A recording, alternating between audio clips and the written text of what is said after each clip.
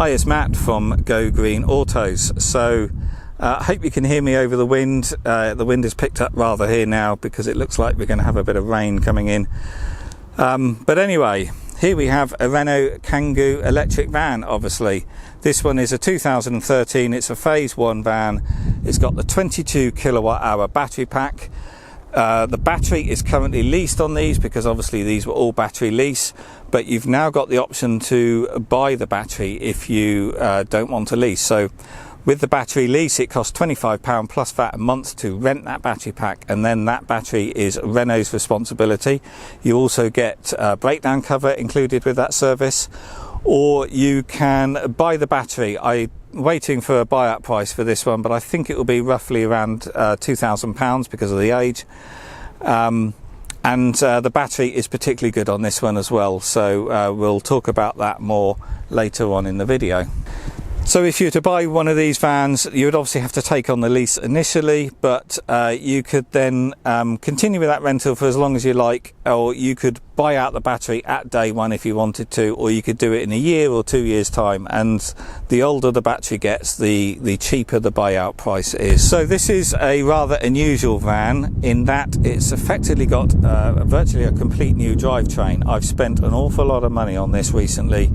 It's got a new electric motor, new ECUs, a new computer, a new either charger or inverter, I can't remember, but we'll look at the paperwork in a minute. So while it's an older van, it's got a cracking battery pack and it's effectively got a new drivetrain. So the purpose of these videos primarily is to show you the condition, and if you see my videos before, you know I point out every little minor stone chip mark or scratch I can find. I don't hide anything, there's absolutely no point, and that gives people then the confidence to buy the vehicle without coming to view it first, and it means you can buy it from afar and then I'll get the vehicle delivered to you. So not too much to point out with this one. Obviously it's a van, and vans get used and they will have more dents and scratches on it than a car would, but it's in really nice condition. It's done 30,000 miles, this one, but it genuinely doesn't look it. It's in really nice condition externally. I would just say everything I'm going to point out I've taken pictures of, so if you go on the website, look at the photo gallery, you can zoom into the pictures and have a really good look in detail. And also all these little black spots aren't chips, they are flies, and the flies are coming out of the field and sticking all over the white paintwork. So let's start here. There's absolutely nothing to see along the side, there's no dents, it's in really nice condition. The only thing I will point out is it has been sign written at some point in the past. All vans generally have been, and in certain lights you can just about make out where it's been sign written, and there is some fine scratching in the paint here where someone's tried to polish it out. I have also polished it as well, but it wasn't me that put the scratches in, but they're very fine. In this light I cannot see them at all, and I can just about see where the lettering was, but all vans have that, and actually it's much better than a lot of other vans. The tyres are all like new, the tyre tread depths are on the website. There's some minor scratching on the wheel trims, but they're just plastic wheel trims, and there's a bit of paint fade there, but you know, they are only a plastic wheel trim. Most people tend to just take them off and do away with them. Nothing to point out around here, it's really clean. There's some minor sort of fading on the plastic bumper. Something's obviously been splattered up there at some point in its life, but really minor. Here's your charge port at the front there behind that flap. There's a little mark there with some few scratches, but really minor, and up here somewhere there's a 2-inch scratch and a 4-inch scratch there. The paint tends to get a bit thin on the Kangoos on the bonnet because obviously it's flat, it's taking all the sunlight and all the weathering, so that doesn't polish out anymore. And then round here, some scratching and a bit of curbing on that plastic alloy wheel. There's a 2-inch crack there in the mirror housing. This has got the painted mirrors obviously, and they're electric, but they all work, and that isn't doing any harm at all.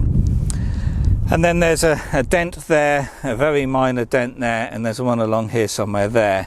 and that's it. It's really clean and tidy. A van of this age would normally have a lot more dents than that. Some minor scratching to the alloy wheel, not the alloy wheel, the wheel trim. And then looking around the back, really good. There's no cracks in the lights. The bumper's all in nice condition. There's a few little nicks where obviously stuff's been loaded in and out. Normally you would get quite a bit of denting on the back doors. There's a minor little one there, but that's really minor.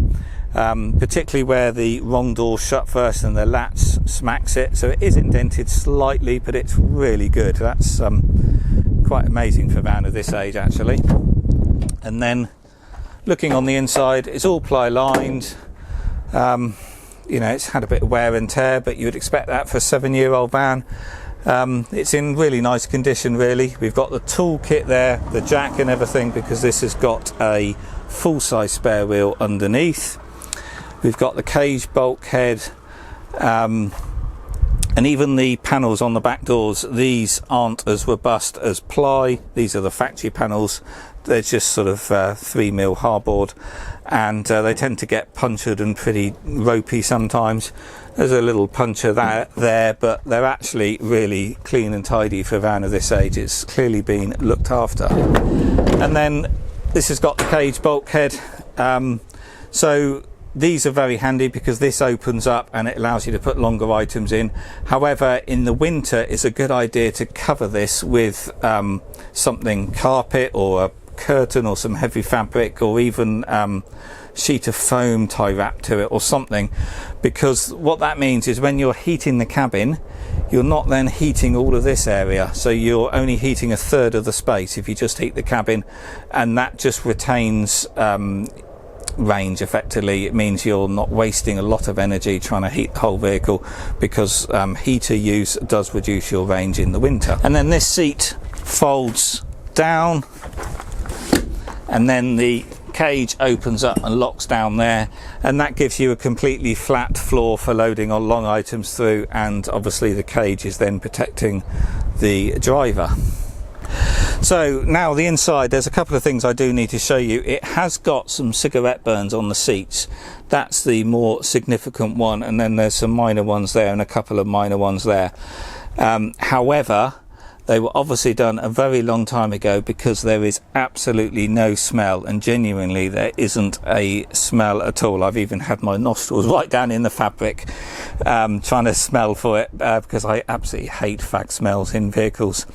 And I've cleaned these seats a few times and there's no dirt coming out the seats. They're very clean now. They're a little bit stained because they're obviously 7-year-old seats, but as you can see, they're in pretty good condition, apart from these obviously very old cigarette burns. We've got new carpet mats on the floor, and all the interior is in really good condition. Often with these vans, particularly with the cage bulkhead, you will get scratches on the dash where stuff's been loaded up through, but not in this case. It's all in very nice condition. And then looking round on this side, again, this seat has got a few fag burns, a few minor ones there, but really good condition. Usually these will have a lot more wear than this. The fabric's quite thin on the Kangoo seats, and this bolster here would normally be worn out at a van of this age. So yeah, it's apart from these fag burns, it's really really tidy, actually. There are a few marks up on the roof lining where stuff has been loaded through, but the rest of it is in really good condition. A little bit of wear on the top of the steering wheel. You'd often get wear on the gear selector here, but there isn't in this case. It's all in good nick. And the centre console, these usually get a bit manky sometimes, but really clean and tidy. It's clearly been genuinely looked after.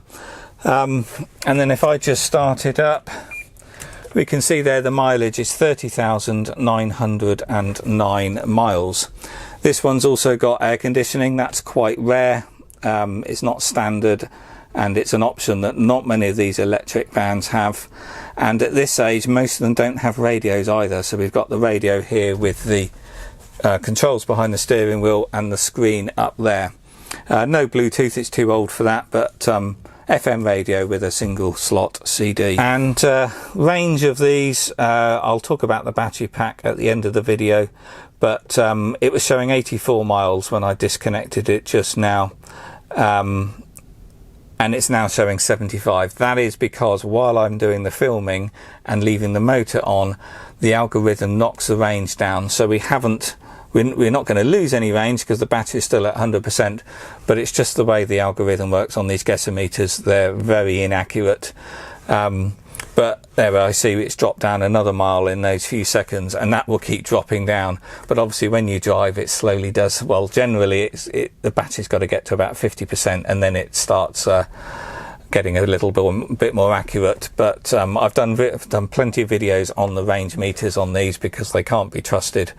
But range obviously depends on your driving style and how economic you're going to drive. But if I just flick through here, the recent driving I've done in this has been at 3.85 miles per kilowatt hour, which is okay, but you can do better. Ideally, you want to get, in the summer, you want to get these to 4 miles per kilowatt hour, and 4 miles per kilowatt hour with a 22 kilowatt hour battery pack is, what's that, 88 miles. So these do somewhere between 80 and 90 miles if you drive them efficiently. If you're going to bomb down a motorway or dual carriageway, you're not going to get the full range because you're going to be driving more inefficiently. But if you're doing lower speed city driving, town driving, or rural B roads where there's lots of corners, junctions, roundabouts, times where you're slowing down, and you're driving it properly, then you're going to get the average economy up. I've got customers who've got these in London, and they can get up to about 5 miles per kilowatt hour driving at London speeds.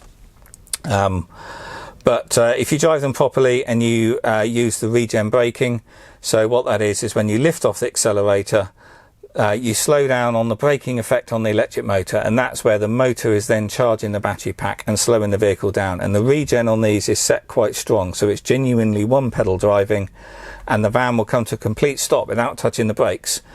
And that's how you get good economy and therefore good range. Because obviously as soon as you hit the brakes, you're wasting that kinetic energy into friction and heat and wearing out your brake pads. And with these, the regen is strong, and it is genuinely one pedal driving.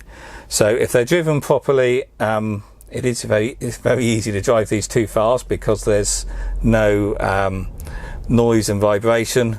But if they're driven properly, then you should easily be able to get 4 miles per kilowatt hour in the summer, which is going to give you a range between 80 and 90 miles. And in the winter, depending on heating use, you're going to see about a 20 to 25% drop because batteries are less efficient when they're cold, and obviously the heating does use rather a lot of energy. However, these vans have preconditioning. So what that is you set a time on the dash, what time you're going to leave in the morning, and while the vehicle is plugged into the charger from the nighttime charging, it will switch on and prepare the van for that time.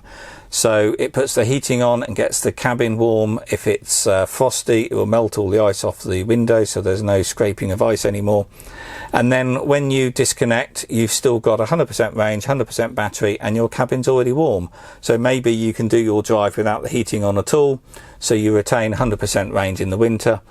And it's a really nice feature. It's just lovely getting into a warm van in the winter.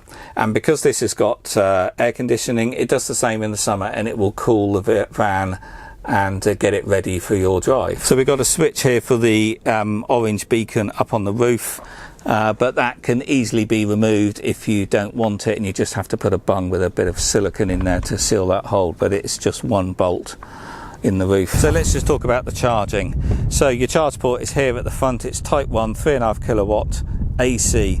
So Kangoos, even the new ones, do not have DC rapid charging, so a charge is going to take you 4 hours or so regardless of what charger you plug into. So typically overnight charging or top-ups throughout the day, or if you're on site or you're coming back at lunchtime, of course you top it up, you plug the van in when you're not using it. But Kangoos are no good for long distance driving because you're not going to get that 20-30 minute DC rapid charge that you can get on other electric vehicles. And then in the back here, as you've seen, is the charge cable, type 1 that goes into the front of the van and type 2 which goes into a wall charger. I can also supply a portable charger, often called a granny cable, and that allows you to charge the van on a normal main socket with a 3-pin plug. So those only draw 10 amps, so they do take a little bit longer, but they're very handy things because you can charge when you're on site throughout the day.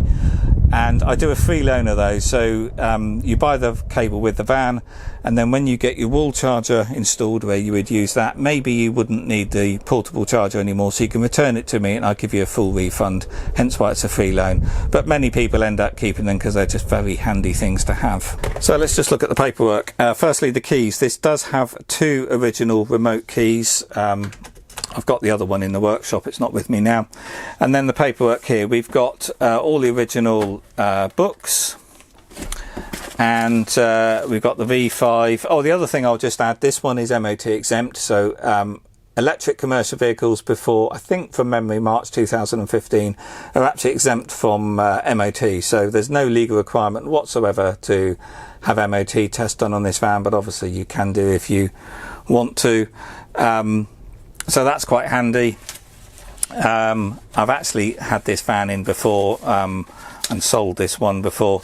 So we've got service history print from Lex Auto Lease. That's who I bought it from originally. So when I had it in before, we've got a receipt here. I had the inverter replaced, and that cost £2,800. But soon after, it then developed another fault, so it's been come back in, and I've just spent £4,000 on it. So we've now got a complete new drivetrain. We've got a new electric motor. That was nearly that was £2,800. Well, no, I got a good discount on it. That was £2,100 plus VAT. It's had a new ECU, a new computer, but anyway, yeah, £4,000 worth of replacement drivetrain. So yeah, it's a cracking van now, and it's just a shame it's cost me so much money, and I'm going to be losing an awful lot of money on this one. But it was a case of, do you scrap it or do you keep it on the road? And the rest of the vehicle is in such good condition. I had already spent that previous money, so I sort of was committed and I've spent the money. But obviously I'm going to lose pretty much most of that, but the buyer of this vehicle is going to get a cracking van. So many of you are going to want to know what the battery state of health is. Obviously this has currently got a leased battery, and therefore it's Renault's responsibility, and you just rent the use of their battery pack effectively. However, I've got my scanner here plugged into the diagnostic port down here, and I'm looking at the real-time data feed from the battery, and I can see here that the battery state of health is at 96%, which is absolutely fantastic. This van is now 7 years old, it's done nearly 31,000 miles, and it has only lost 4% in 7 years. So the chances of claiming under that battery guarantee with a rental system is extremely unlikely. This battery is never going to get to that threshold in the lifetime of the vehicle. So it's a good one to buy if you want to buy the battery outright and get rid of the battery lease. Obviously with these, the battery lease is very cheap anyway, at £25 plus VAT a month. So you do get that peace of mind and the breakdown cover if you continue with the lease. But if you don't want the battery lease, then yeah, this is a cracking battery to purchase. So yeah, I think that's all I need to cover. So if you're interested, then give me a call or email. As I said, I can deliver this anywhere in the country, and it will come to you on a flatbed or a trailer, and it will be fully charged and ready to use.